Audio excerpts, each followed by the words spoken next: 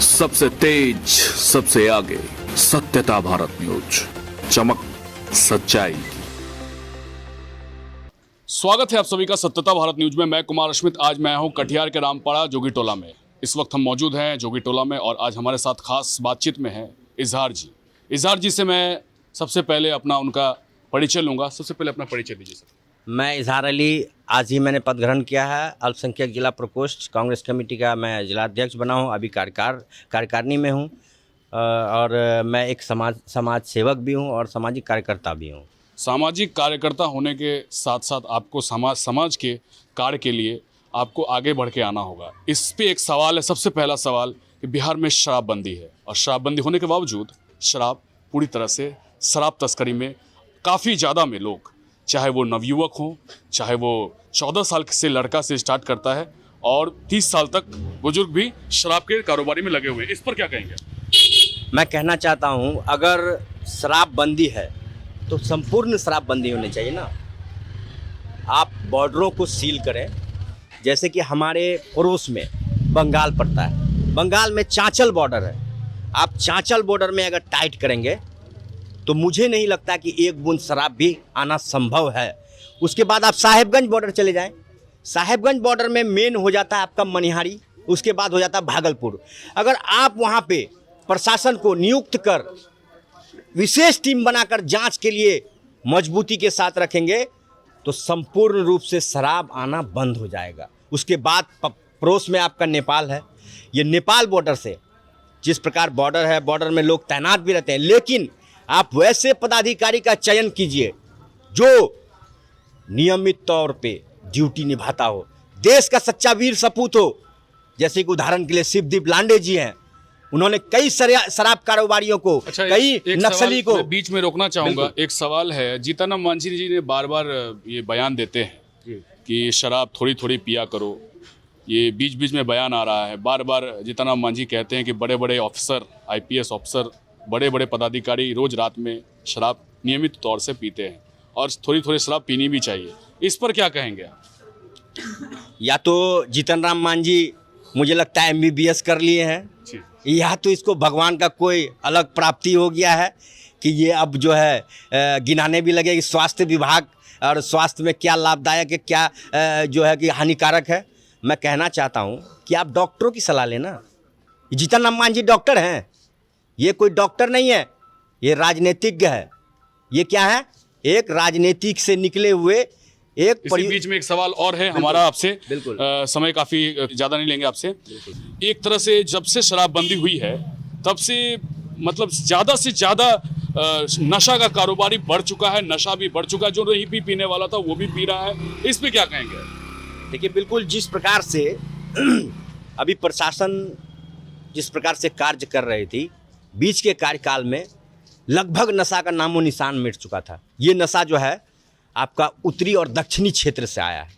खासकर जब आप सिलीगुड़ी की बात करते हैं तो सिलीगुड़ी की तरफ से ये नशा का प्रचलन आया है, क्योंकि ये बड़े शहरों का नशा था।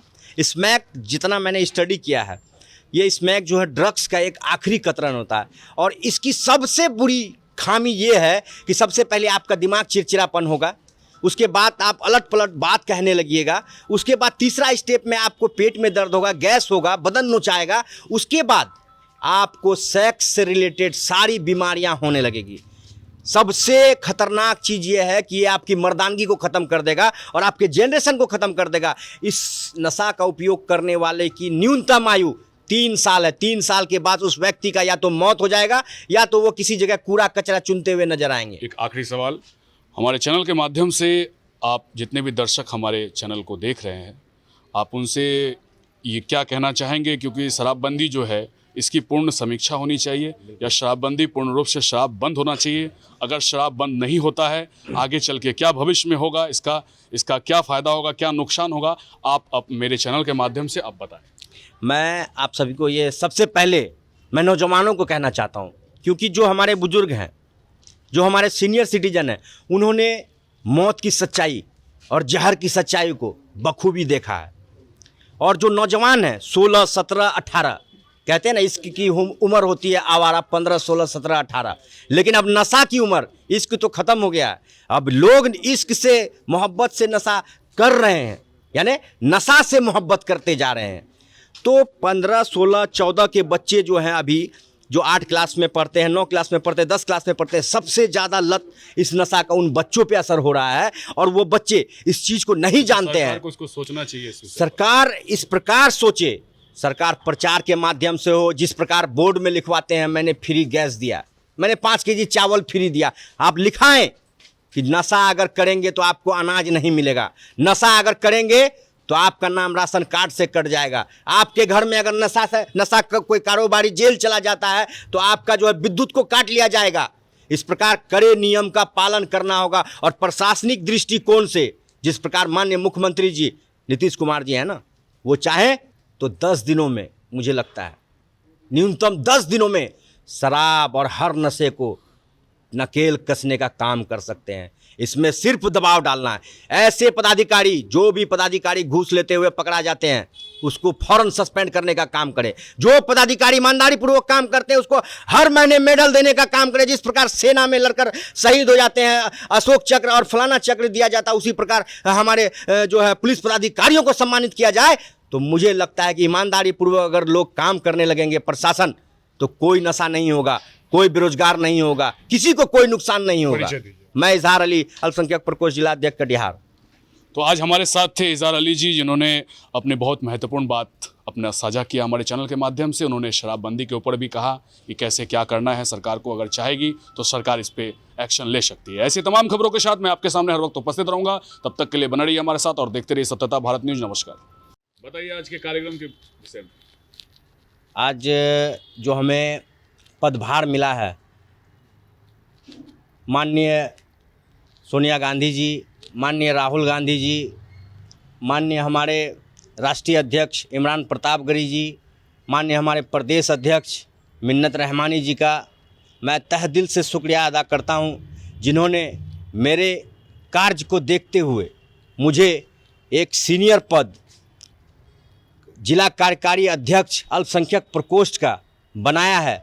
मैं तहे दिल से शुक्रगुजार हूं और मैं विश्वास दिलाता हूं, प्रेस के माध्यम से, मीडिया के माध्यम से ये पूर्ण विश्वास दिलाता हूं कि अपनी निष्ठा, ईमानदारी के साथ मैं अपने कर्तव्यों का पालन करूंगा। जिस प्रकार मैंने कांग्रेस पार्टी के लिए हमेशा 24 घंटों अपने मोबाइल को ऑन रखा, लोगों की सेवा में हमेशा तत्पर रहा, उसी प्रकार मैं कार्य करूंगा। और कांग्रेस पार्टी का विचारधारा, जो विचारधारा है, उस विचारधारा के अंतर्गत जितने भी काम होंगे, लोगों की मदद से लेकर के जन्मसिद्ध अधिकार से लेकर मृत्यु तक, मैं संघर्ष के साथ उसके साथ रहूंगा, आम जनता के साथ रहूंगा, कांग्रेस पार्टी की विचारधारा के साथ रहूंगा। एक बड़ी जिम्मेदारी मिली है, अब कैसा फील कर रहे हैं? बहुत ही खुशी हो रही है, क्योंकि अभी मेरी उम्र लगभग 25 से 26 साल है और इतने कम उम्र में माननीय राहुल गांधी जी ने मेरा चयन किया है। माननीय श्री मिन्नत रहमानी जी ने, राष्ट्रीय अध्यक्ष माननीय इमरान प्रतापगढ़ी जी ने मुझे चयन किया सिर्फ वर्क के आधार पे, काम के आधार पर, ना जात के आधार पर, ना पैसे के आधार पर, ना किसी और व्यक्तित्व के आधार पर, सिर्फ वर्क के आधार पर मुझे एक बड़ी जिम्मेवारी मिली है और मजबूती के साथ मैं अपने कर्तव्यों का पालन करूंगा और ईमानदारी के साथ पार्टी के लिए खड़ा रहूंगा। एक सवाल है, जैसे अभी जदयू में 2 फाड़ हो गया विशेष राज्य के मुद्दे को लेकर। बीजेपी कह रही है विशेष राज्य का मुद्दा नहीं मिलेगा और जदयू कह रहा है कि मिलना चाहिए। बिल्कुल। इसके ऊपर आपका क्या राय है? देखिए, जिस प्रकार माननीय नीतीश जी ने, जिस समय गठबंधन नहीं हुआ था भाजपा से, उन्होंने कहा था कि बिहार को विशेष राज्य का दर्जा दिया जाए। उस समय एक होड़ लगी थी, पूरा देश भर में घूम घूम कर वो ढिंडोरा पीटने का काम कर रहे थे कि विशेष राज्य का दर्जा दिया जाए बिहार को। लेकिन वहीं जब एनडीए से गठबंधन हुई तो उसके बाद ये बात जमीनी स्तर से क्या, जमीन में दफन होने का काम हो गया। मैं इस पोस्ट पे आने के बाद, इस पद ग्रहण को करने के बाद, मैं आपसे वादा करता हूं कि विशेष राज्य के दर्जे के लिए अगर लोग इच्छुक रहेंगे, हमारा बिहार वासी अगर इच्छुक होगा, तो इसके लिए मैं अपने पार्टी के स्तर पर ऊंचे पायदान में जाकर के करने का कोशिश करूंगा। एक सवाल ये भी है, एक वीडियो सोशल मीडिया पे बहुत तेजी से वायरल हो रहा है। नीतीश कुमार का कहना है कि हमने दारू पे पूरे पाबंदी लगा दिया, मगर दिख रहा नहीं है, इस पे कुछ सवाल। देखिए, माननीय नीतीश जी ने दारू बंद किया है, शराब बंद किया है, ये अखबारों में, टीवियों में और रेडियो में अच्छा लगता है सुनने में शराबबंदी है, लेकिन आज हर गली हर मोहल्ले में आपको शराब कारोबारी मिल जाएगा। आप एक फ़ोन करें, आपको 100 रुपये 200 रुपये महंगे में मिलेगा, लेकिन आपको शराब मुहैया हो जाएगा। आखिर ये शराब आता कहाँ से है? क्या हमारी पुलिस निकम्मी हो चुकी है? क्या हमारा प्रशासन लाचार हो चुका है? या फिर इनको माननीय नीतीश जी का ही ऊपरी दबाव है कि नए कारोबारी का धंधा बंद करो और ब्लैक से जो कारोबारी काम कर रहे हैं उसको बढ़ावा दो। ये शराब को बढ़ावा देने का काम है, ब्लैक मार्केटिंग करने का काम है। इससे करोड़ों रुपए का अर्निंग हो रहा है, अरबों रुपए की लागत हो रही है, सरकार को मुनाफा भी हो रहा है। लेकिन इसमें मैं ये कहना चाहता हूँ माननीय नीतीश जी, जब आपने महिला का वोट लिया है शराबबंदी करके और इस प्रकार शराब खुलेआम बिक रहा है, तो याद रखिएगा यही महिला फिर आपको मंत्रिमंडल से और बिहार के मुखिया पद से गिराने का भी काम कर सकती है। आने वाले समय में निश्चित तौर पर अगर आपने पूर्ण रूप से शराबबंदी नहीं किया तो इसी महिला के वोट से आप बने हैं, इसी महिला के वोट से आप उजड़ जाएंगे और आपकी सत्ता गिर जाएगी। ये तो बात हो गया। अच्छा, युवाओं को क्या संदेश देना चाहेंगे? मैं युवाओं को ये संदेश देना चाहता हूं कि आप जिस चीज में कार्य करते हैं मन लगाकर कार्य करें, लेकिन एक किताब आप लॉ की भी पढ़ें, कानून की भी किताब पढ़ें, कानून की भी जानकारी रखें, क्योंकि जब आप किसी नियम का उल्लंघन करते हैं तो ये जिला प्रशासन हो, प्रशासन हो या तमाम तरह के पदाधिकारी हो, सीओ हो, बीडीओ हो, आपके अधिकार का हनन नहीं कर पाएगा। आप युवा हैं, आपको जानकारी रखनी चाहिए, राजनीतिक में भी इंटरेस्ट रखना चाहिए। आप मीडिया को देखें, पेपर को पढ़ें और देश को समझने का काम करें। देश की आर्थिक स्थिति कैसे संवरेगी, कैसे बनेगी, ये युवाओं के हाथ में भी है। सिर्फ 20,000 का मोबाइल ले लेना, पिताजी को ठग लेना, ये अच्छी बात नहीं है। अच्छी बात तब होगी जब आप पढ़ाई करेंगे, मन लगाकर जिस कार्य को कर रहे हैं उस कार्य को करेंगे, तभी हमारा देश तरक्की होगा।